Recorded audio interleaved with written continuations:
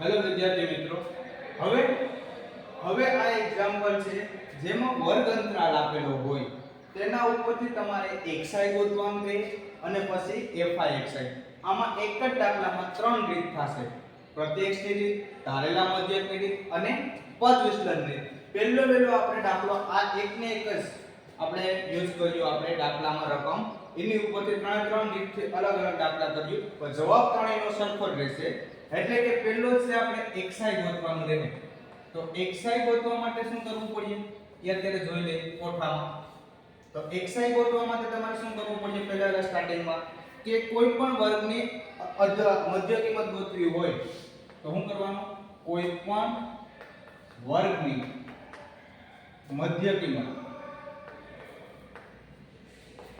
બરાબર તે જ વર્ગની ઉર્ધ્વ સીમા પ્લસ તે જ વર્ગની અધર સીમા એના છેદમાં 2. હવે શું કરવાનું છે? આ તમને કઈ જોઈને તમને ખ્યાલ નહીં આવ્યો તો કઈ રીતે કરવાનું છે? હવે આ બાજુ હોય તેને શું કહેવામાં આવે છે? ઉર્ધ્વ. સોરી, અધર.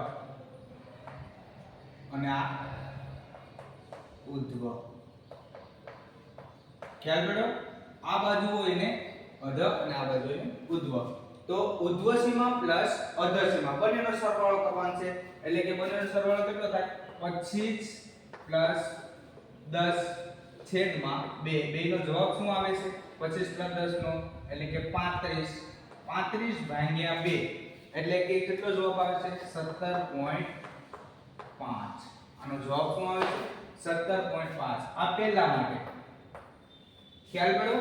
આવી જ રીતે બીજાનું, આ પહેલાનું થયું, આવી જ રીતે હવે બીજાનું કરવાનું છે. તો 25 પ્લસ 40 અથવા 40 પ્લસ 25 ગમે કરો, બંનેનો સરવાળો કરીને જે જવાબ આવે આ બંને વચ્ચેનો સરવાળો કરવાનો છે. ખ્યાલ રાખજો, બાદબાકી નથી કરવાની. એટલે કે અધર સીમા અને ઉર્ધ્વ સીમા બંનેનો સરવાળો, અધર પ્લસ ઉર્ધ્વ. આ બંને, આ બાજુ એને અધર કહેવામાં આવે ને આ બાજુ એને ઉર્ધ્વ કહેવામાં આવે છે. એટલે એટલું મગજમાં રાખજો કે અધર સીમા એટલે કઈ બાજુ હોય? આ બાજુની. અને ઉર્ધ્વ સીમા એટલે કે આ બાજુની. ખ્યાલ પડ્યો? હવે અધર પ્લસ ઉર્ધ્વ એટલે કે બંનેનો સરવાળો એટલે કે અધર પ્લસ ઉર્ધ્વ સીમા. હવે આપણે દાખલામાં શું કરવાનું છે?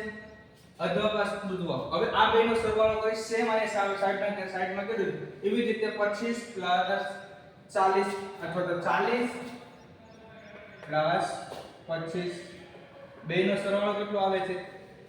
5 અને 6 65. 65 આવે તો 65 એટલે કે કેટલું થાય? 32.5. એને ભાગ્યા 2 કરો એટલે કે 32.5 આવે છે. એટલે કે 32.5. હવે તમારે આવું ન કરવું હોય તો એક યાદ રાખજો કે વર્ગ અંતરાલ કેટલાનો છે? 10 માં કેટલા નાખીએ તો 25 થાય. 15 નો નાખીએ. કેટલા નાખીએ? 15 નાખીએ. તો આમાં 17.5 માં 15 નાખીને જોઈ લેવાનું. 17.5 એમાં 15 નાખીએ 15.0 એટલે કે 5 7 7 ના છે 5 નાખીએ 7 ને 8 9 10 11 12 થઈ જાય. 12 ને 32.5 મળી ગયું. એવી રીતે 32.5 માં પાછા 15 નાખીને જોઈ લે. ખ્યાલ પડ્યો? એમ નો ફાવે 15 નાખીને નો ફાવે તો આવી રીતના પણ તમે કરી શકો. એટલે કે મધ્ય કિંમત તમે ગમે એમ કરીને ગોતી શકો. ખ્યાલ પડ્યો? હવે આ થઈ ગયું આપણે મધ્ય કિંમત ગોતવાનું. આ તો બધીને અલગ અલગ મધ્ય કિંમત લખી નાખીએ. 47.5 આની થાય છે જે બેનો સરવાળો કરી અને ભાગ્યા 2 કરીએ એટલે 47.5 આવે. પછી ત્રીજાને આનો 55 પ્લસ 70 એનો સરવાળો કરીએ તો 62.5 આવે. હવે ત્રીજાનો આ બેનો સરવાળો કરીને 2 વડે ભાંગીએ તો શું આવે? 77.5. હવે એવી રીતે 85 પ્લસ 100 એને સરવાળો કરીએ તેને ભાગ કેટલો આવે? 85 પ્લસ 100 એટલે કે 185 એટલે કે 92.5 આવે છે. હવે સિગ્મા fi આ છે તમારો સિગ્મા fi રહે બાજુમાં. આખે આખાનો સરવાળો કેટલો થાય? સિગ્મા fi બરાબર આખે આખાનો સરવાળો કેટલો રહે? તમારે 30 રહેશે. કેટલો? 30 7 તેરી 18 624 24 25 26 27 28 29 30 થઈ જાય. હવે તમારે પ્રત્યક્ષની રીત વાપરવાની છે તો હું સૂત્રમાં આવીએ fi xi ગોતવાનું રહેશે. ખ્યાલ કરો તો કોઠો એટલો બન્યો. હવે fi xi આ બાજુ છે fi છે ને આ બાજુ xi છે. આ બંનેનો ગુણાકાર આમાંથી કઈ કરવાનું નહીં, આ બંનેનો ગુણાકાર કરવાનો. 2 નો અને 17.5 2 નો અને 17.5 નો ગુણાકાર થાય છે 35.0. એવી જ રીતે 3 અને 32.5 નો ગુણાકાર થાય છે 97.5. ખ્યાલ કરો. એવી રીતે 7 ગુણ્યા 47.5 નો ગુણાકાર થાય છે 332.5. 332.5. રેડી. હવે આનો આ બાદ 6 નો ને 62.5 નો ગુણાકાર થાય છે 375.0. આ સાઈડમાં તમારે પારંપરિકમાં કરવાનું છે. ધ્યાન રાખવાનું કે ગુણાકાર કન્ટિન્યુઅસ આટો પર તો જ તમારી સ્પીડ આવે. અત્યારે તો આમાં તો ડાયરેક્ટ કરું, તમારી જાતે તમારે ગુણાકાર કરીને જોઈ લેવાનું. ખ્યાલ પડ્યો?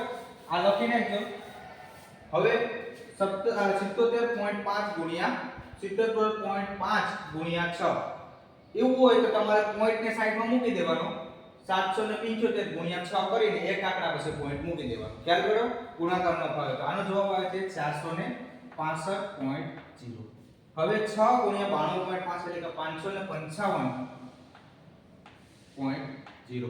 હવે આ બધી આખાનો સરવાળો સિગ્મા fi xi છે તો એને આપણે આખો સિગ્મા fi xi એટલે કે આખાનો સરવાળો સિગ્મા fi xi નો સરવાળો કેટલો થાય? સરવાળો કરીને જોઈ લો જે 10 આવી જાય એટલે કે 0 આવી જાય એટલે કે 1860 આનો સરવાળો થાય છે. ખ્યાલ કર્યો? હવે ડાયરેક્ટ માંથી સૂત્ર મારું છું. કઈ રીતે સૂત્ર મારવાનું છે? પહેલામાં પ્રત્યક્ષની રીતનું સૂત્ર મારવાનું છે. પહેલું કઈ રીતથી કરવાનું છે? પ્રત્યક્ષની રીતથી. દાખલો અહીંયા એક કરી નાખીએ એટલે પેલું પ્રત્યક્ષની રીત જ વાપરી લે. પ્રત્યક્ષની રીત.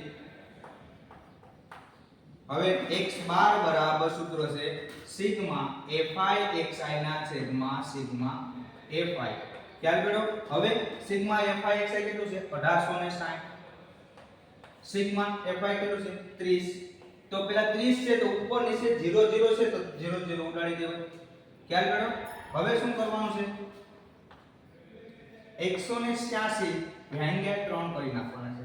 186 માં ન ખબર પડે તો એને ભાગાકાર કરીને જોઈ લેવાનું કે કેટલો જવાબ આવે છે. તો 186 ભાગ્યા 3 એટલે કે 6 તેરી 6 દુ 12 6 તેરી 18 0 0 3 દુ 6 0. કેટલો જવાબ આવે? x બાર બરાબર 62 આવે છે અથવા તો 62.0 મળે.